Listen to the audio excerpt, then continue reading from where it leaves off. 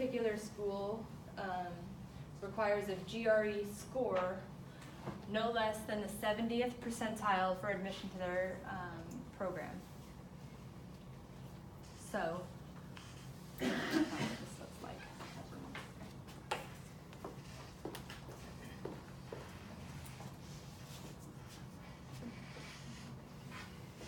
Alright, so there's my number line. If I'm at the 70th percentile, that means 70% of the data values are less than me, so I'm going to be probably somewhere over here. So 70th percentile.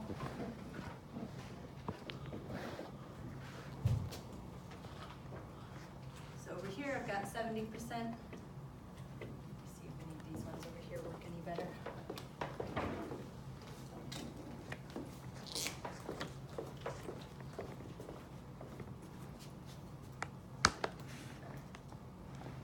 Okay, so I've got 70% are going to be less than, and then up here on this part, I've got 30% are going to be greater.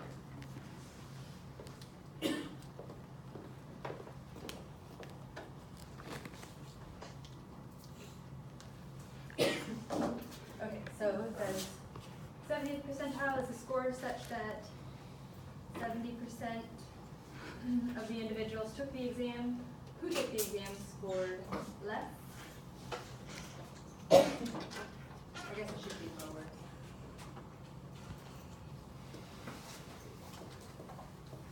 Lower, and then that means 30% of individuals scored higher.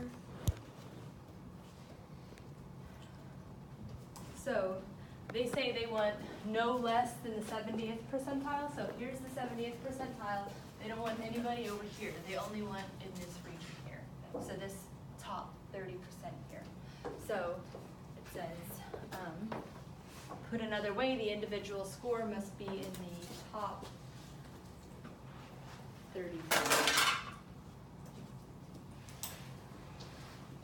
When you do these homeworks, some of them will be drop-down menus, some of them are going to be ones where you have to type it in, but it's just a matter of interpreting what it means. It's always going to be either the percent that they tell you or 1 minus if they're looking at how many are bigger than you. And then this last one, I don't think it comes up on the homework, but just to kind of tie the two together to see how they're related. If you look at the 25th percentile, that means 25% of the data values are less than you. That's the same thing as the first quartile.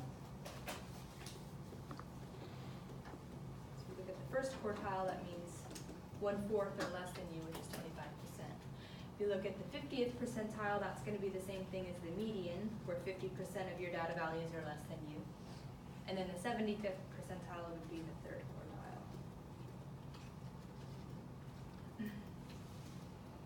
And some books also break it down and talk about things that are called deciles, where they break them into 10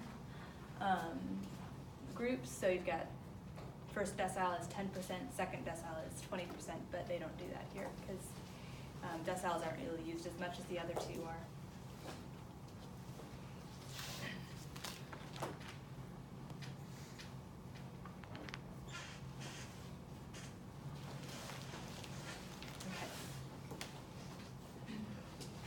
Alright, so that's 3.4. The only thing we have left is 3.5. We'll get through some of it today, the 5-number summary, and then we'll talk about box plots on Wednesday, and then we can review for the test. Okay, so the 5-number summary, it's really the only thing that's confusing about it is just knowing what the heck they're talking about.